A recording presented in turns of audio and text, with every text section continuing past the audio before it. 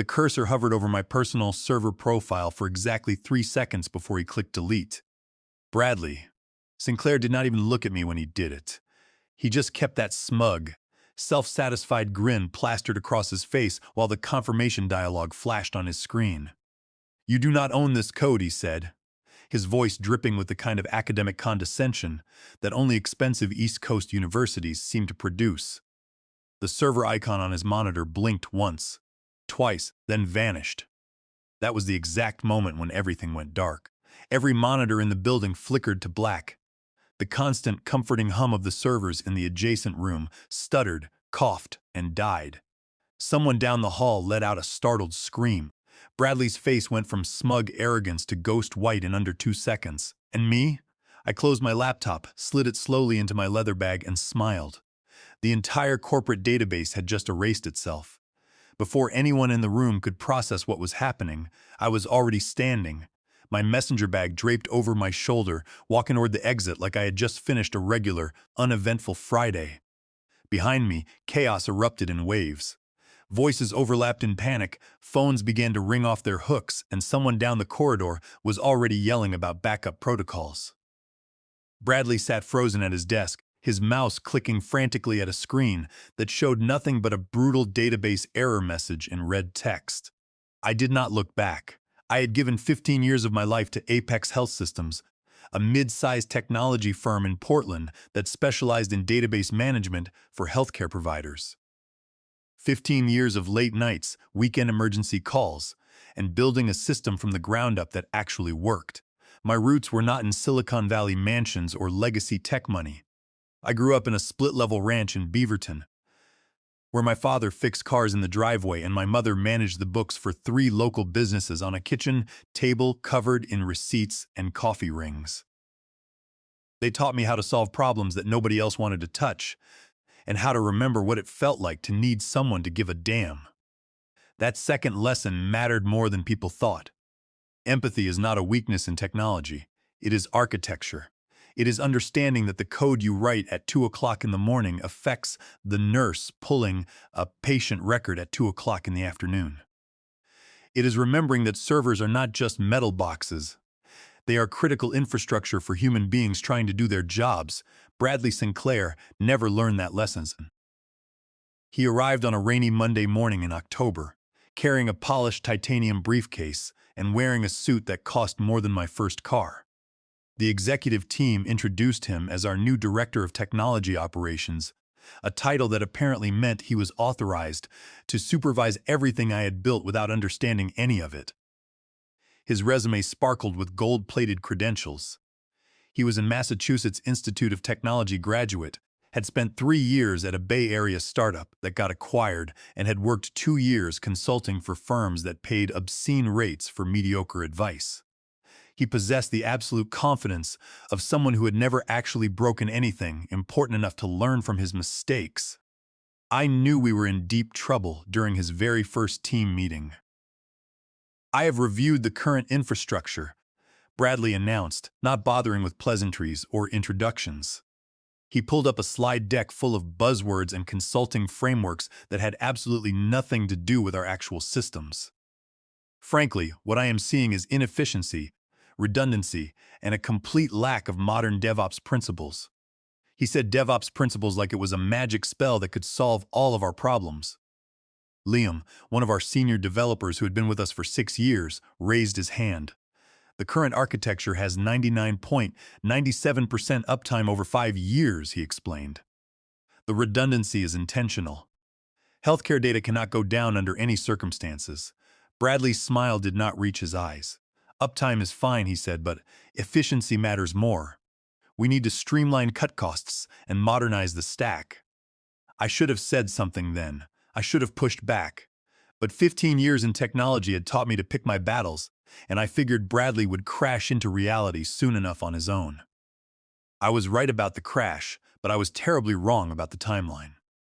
During his first week, Bradley started scheduling optimization meetings, hour-long sessions where he would pontificate about cloud migrations and containerization while the rest of us tried not to check our phones. He loved the sound of his own voice. and he loved throwing around terms like paradigm shift and synergistic integration. By the second week of his tenure, Bradley started making active changes.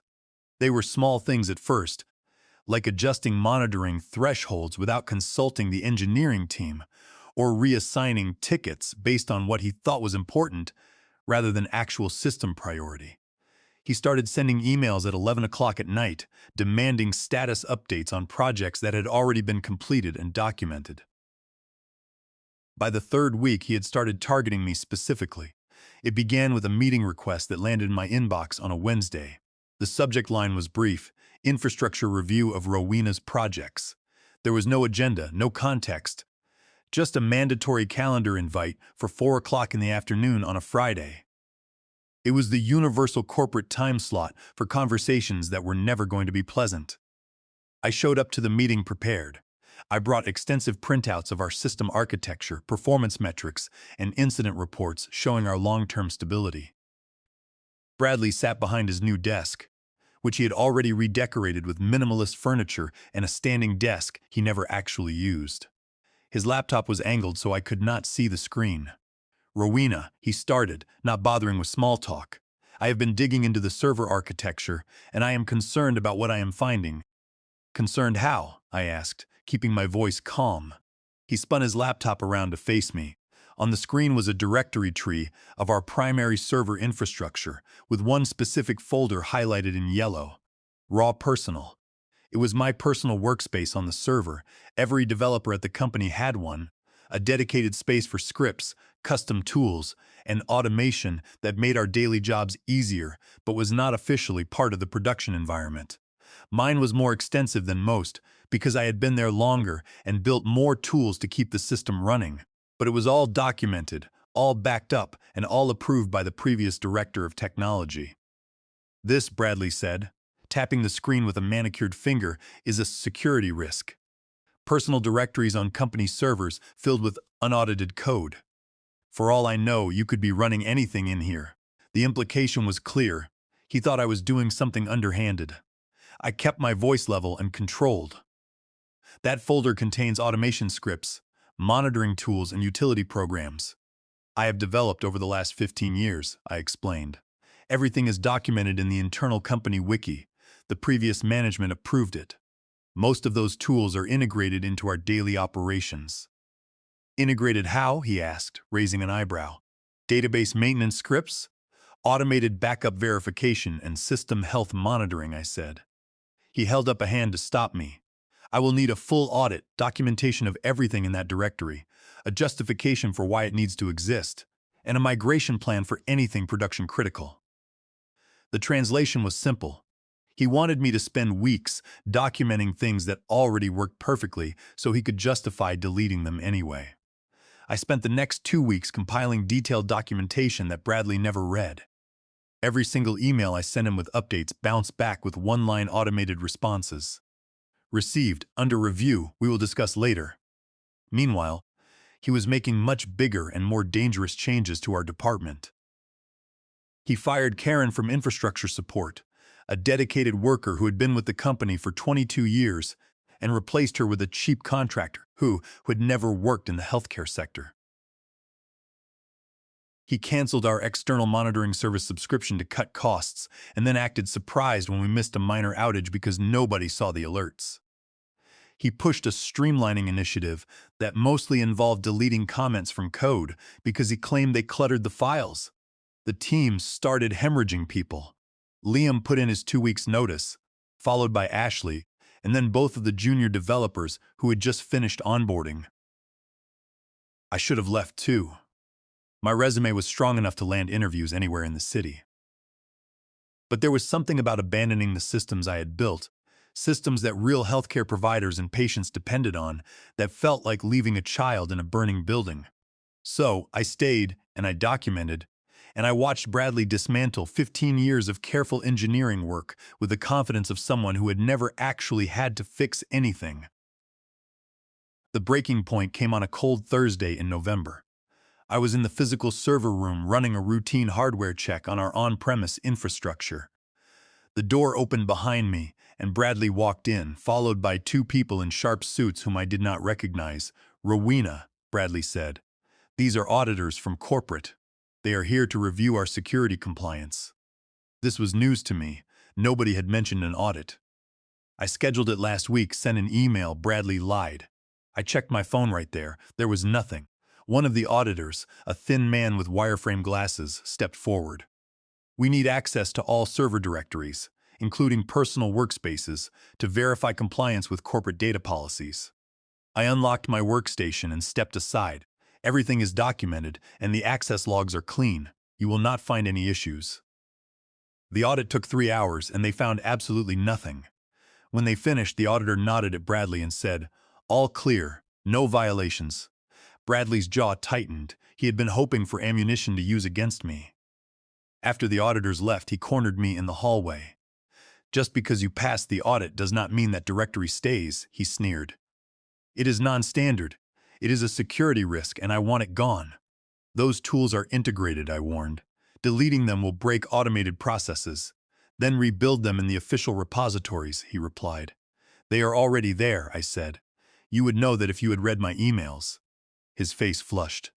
"I do not appreciate the attitude, Rowena. Either adapt or find somewhere else to work." He walked away, leaving me with my pulse hammering in my ears. That night, I went home and updated my resume, determined to find a new position. But before I could even start sending applications, Bradley made his move. The email arrived at 6:47 in the morning on a Friday, sent to the entire technology department with executive leadership carbon copied. The subject line was aggressive. "Infrastructure Modernization Initiative, team effective immediately. We are implementing new standards for server management and code repositories," the email read. "All personal directories on company servers will be decommissioned by end of business today. Any tools or scripts currently housed in personal workspaces must be migrated to official repositories or will be permanently deleted. This is non-negotiable. We cannot maintain professional standards while allowing unaudited personal directories to exist. Compliance is mandatory, no exceptions. Bradley Sinclair, Director of Technology Operations." I read the email twice, then checked the timestamp again. 6:47 in the morning. He had sent this before most employees were even awake, giving us approximately 10 hours to migrate or lose years of development work. My phone started buzzing before I finished my first cup of coffee. It was text messages from the remaining team members, all filled with panic. How do we migrate everything in one day? What happens to the automation? I called Liam, who was working his final 2 weeks. "He is trying to force you out," Liam said flatly. "This whole thing is targeted at you. Everyone else barely uses their personal directories." "I know," I replied. "So what are you going to do?" That was the golden question. I could comply, spend the day frantically migrating tools and scripts, probably missing things and breaking processes. Or I could refuse, let him delete everything, and watch the infrastructure crumble. Neither option was appealing. Then Liam said something that changed the entire equation. "You know what is actually in your personal directory, right? Like everything that is integrated." "Of course," I said. "Backup verification, health monitoring, automated maintenance." "No, I mean everything," Liam corrected. "The database reconciliation script, the one that runs every single night." My stomach dropped. The reconciliation script. I had written it 8 years ago. When we migrated from the old database system to the new one, it checked data integrity between the legacy backup system and the current production database, running silently and perfectly every single night for 8 years. Nobody remembered it existed because it had never failed. "Bradley does not know about that script," I said slowly. "Does anyone?" I thought back. The original project documentation was archived. The previous director knew, but he had retired 4 years ago. The team members who worked on the migration had all moved on to other companies. "No," I said. "I do not think anyone else does." Liam was quiet for a moment. "What happens if that script stops running?" I pulled up the script on my laptop, reading through the code I had written nearly a decade ago. It was elegant and efficient, checking data integrity, flagging discrepancies, automatically correcting minor issues, and logging everything. Without it, the databases would drift. The production database and the backup database would slowly desynchronize. Nothing catastrophic would happen immediately, but over time, the backup system would become completely unreliable and useless. How long until someone noticed depended on whether we needed to do a restore. It could be weeks, it could be months. Or, Liam said carefully, it could be immediately if someone deleted the script while it was maintaining active connections to both databases. The implication hung in the air. I was not planning sabotage, I was planning compliance. Exact, literal, complete compliance with Bradley's directive. He wanted personal directories deleted. Fine, I would delete mine, but I would do it exactly as instructed. I spent the morning creating documentation, but not the documentation Bradley wanted. This was documentation for myself, a complete map of every script, every tool, and every automated process that lived in my personal directory and touched production systems. The list was longer than I had remembered. Database reconciliation script, backup verification tool, system health monitoring dashboard, automated log rotation, performance optimization scripts, and a compliance user access audit tool. All of it quietly kept the company running smoothly while Bradley took credit for our uptime statistics. At 2 o'clock in the afternoon, Bradley sent another email. Reminder, personal directory decommission deadlines is 5 o'clock today. I will be personally verifying compliance. Failure to comply will result in administrative deletion of non-compliant directories. Administrative deletion. He was going to do it himself. I replied to the email, carbon copying the same executive distribution list he had used. Bradley, I wrote, I will be removing all contents from my personal directory before the deadline. Please note that several automated processes will need to be manually restarted after migration. I have attached documentation, Rowena. The attached documentation was comprehensive, highly technical, and 47 pages long. I knew Bradley would never read it, but it would be there, time-stamped and official, showing I had provided fair warning. At 4:30, I started migrating the non-critical files. But the database reconciliation script was trickier. It had dependencies, specific permissions, and server access tied to my directory structure. Migrating it properly would take hours of reconfiguration and coordination. I had only 30 minutes left. At 4:55, I sent Bradley one final email. Rowena here. Personal directory has been cleared. Most critical functions migrated successfully. Database reconciliation script requires additional configuration time to migrate properly. I recommend scheduling a maintenance window next week to complete the transfer. At 4:59, Bradley replied, no extensions. Delete everything now. So, I did. I selected my personal directory, raw personal, hovered my cursor over the delete button, took a deep breath, and clicked. My directory vanished, and a confirmation message popped up. Directory permanently removed. The screen flickered just once, barely noticeable, but I saw it. At 5 o'clock and 3 minutes, Bradley appeared at my desk. He did not knock, but just stood there with his arms crossed. Personal directory cleared? He asked. Completely, I replied. Good, he said, checking his phone. I am running a verification scan now. If I find anything left behind, we are going to have a serious conversation about insubordination. I just nodded. My laptop was already packed, and my messenger bag was over my shoulder. Bradley frowned. Going somewhere, he asked. It is 5 o'clock on a Friday, I said. I am going home. We have the infrastructure review meeting at 5:30, he insisted. I sent a calendar invite. I pointed out that the invite was sent only an hour ago, after business hours with no agenda. I have plans, I told him. His jaw tightened. This is not optional, Rowena. Neither is my time off, I replied, standing up. Bradley stepped slightly to the left, making it clear I would have to move around him. You know what I think, he said, his voice low.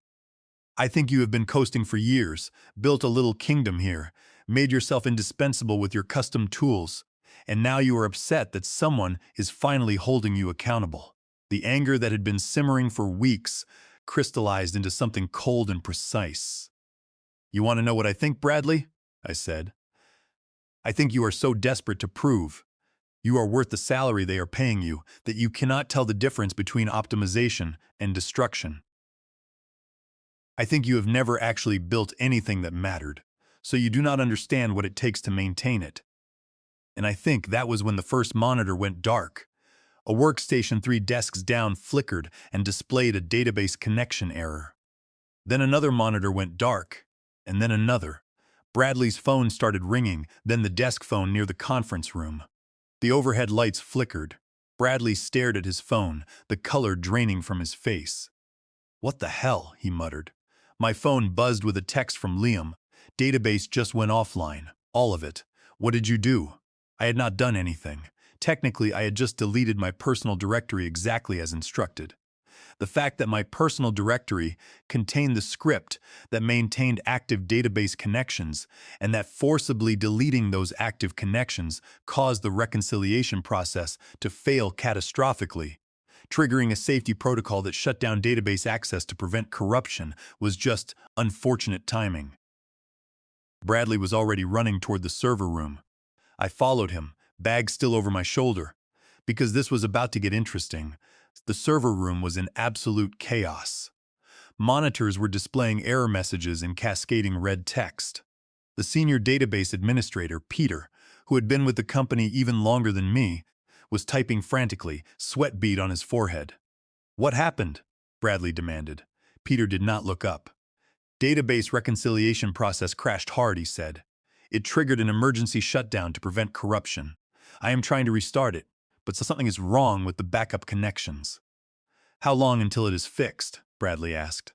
"I do not know," Peter replied. "The reconciliation script has been running perfectly for years. I do not understand why it would suddenly stop." Peter stopped typing and turned slowly to look at me. The realization spread across his face. "The script," he said quietly. "It was in your personal directory." Bradley's head snapped toward me. "What?" he yelled. "The database reconciliation script," Peter repeated. "The one that maintains integrity between production and backups. Rowena wrote it years ago. It runs from her personal directory." "Ran," I corrected. Past tense. "The directory was permanently deleted at 5 o'clock as instructed." The silence that followed was heavy.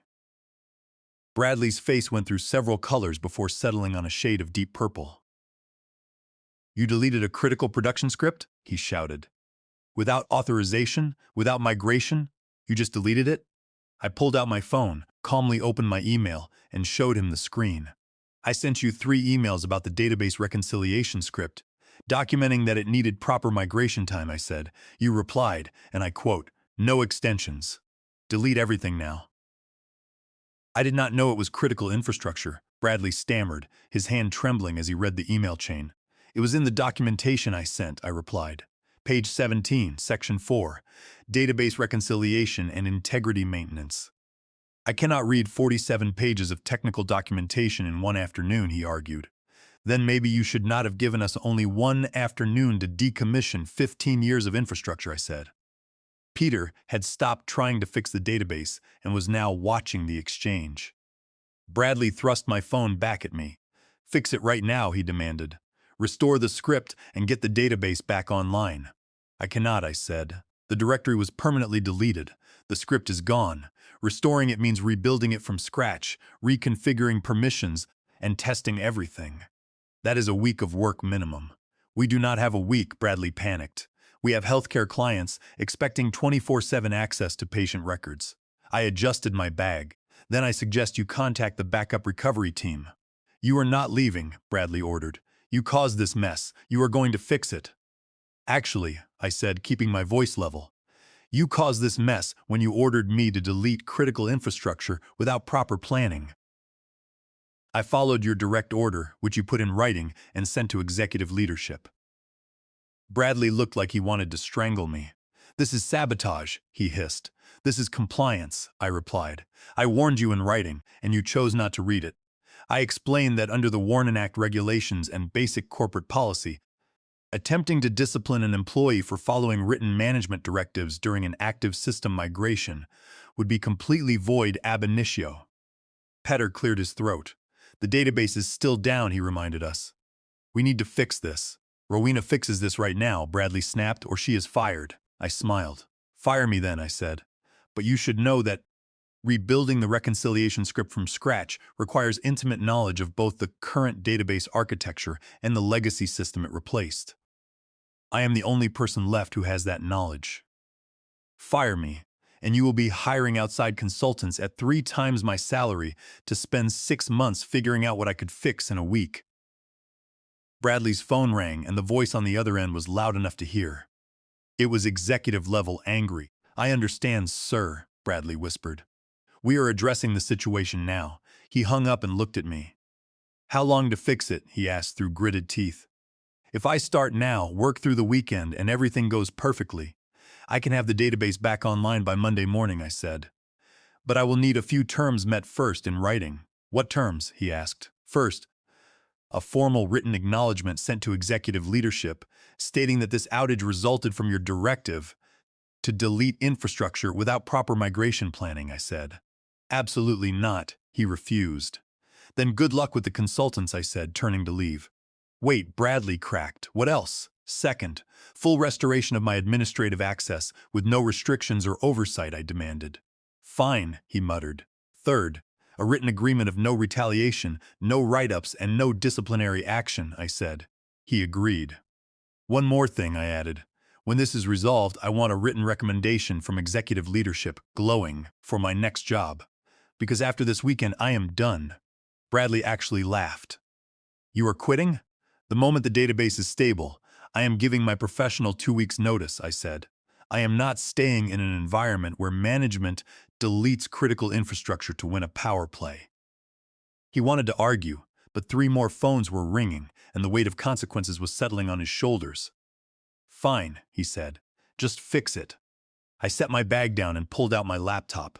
"Peter, I need full access to the production and backup database servers," I said. Peter was already typing, sending me the credentials. Bradley stood there, clearly unsure of what to do. "You should probably go update executive leadership," I suggested. He left, probably to figure out how to spin this disaster. Peter rolled his chair over. "That was the most beautiful professional exit I have ever witnessed," he grinned. "You really warned him in the documentation. Page 17, Section 4. He never read it. Can you actually fix this?" "Yes," I said. "It will take time, but I can fix it." The rest of Friday night was a blur of terminal commands, database queries, and cold coffee. Peter stayed to help. By midnight, I had stabilized the production database enough to bring it back online in read-only mode. By 3 o'clock in the morning, I had rebuilt the basic framework of the reconciliation script. By 6 o'clock on Saturday morning, I had restored most functionality. Bradley showed up at 7 o'clock looking like he had not slept. "Status," he asked. "Production database is live in limited mode. Full restoration by Monday morning," I said. "Executive leadership wants a full report," he muttered. "They will get the report when the work is done," I replied. He sat down, looking diminished.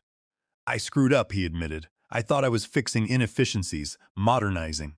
You were trying to prove your value by finding problems that did not exist," I told him. "Instead, you created problems that did not need to exist." He laughed a hollow sound. "My career is over, isn't it?" "Probably," I said, "but that is not my problem." By Monday morning, the database was fully operational and all systems were back to normal. I submitted my formal report to executive leadership at 9 o'clock. By 10, I had emails from 3 different vice presidents thanking me for my quick response. By 11, I had my written recommendation, and by noon, I had submitted my resignation. My last 2 weeks at Apex Health Systems were remarkably peaceful. Bradley was placed on administrative leave pending the investigation, which everyone knew was corporate speak for cleaning out his desk. An interim director was brought in, who actually understood our work and asked me to document everything to understand it, not to criticize it. On my last day, the team threw a small party in the break room. Liam, who had already started his new job, sent me a text. "Heard you are leaving. Also heard Bradley is too." "Coincidence?" I replied, just following orders exactly as given. The interim director called me into her office before I left. "I read the investigation report," she said. "You knew exactly what would happen when that directory was deleted." I did not say anything. "Honestly, I am impressed," she smiled. "You followed orders, documented everything, and let incompetence expose itself." She handed me my final paycheck, plus a bonus, and said her door was always open. I appreciated the offer, but told her it was time for something new. 3 months later, I was running my own independent database consulting firm. 6 months after that, I had more clients than I could handle. A year later, I hired my first employee, Liam, who was tired of corporate politics. And sometimes, late at night when I am reviewing a new client's infrastructure, I will find a personal directory full of undocumented scripts. I will send a detailed report explaining the risks, citing the potential breach of fiduciary duty and copyright ownership issues. And if they ignore it, well, that is not my problem. I just follow orders exactly as they are given.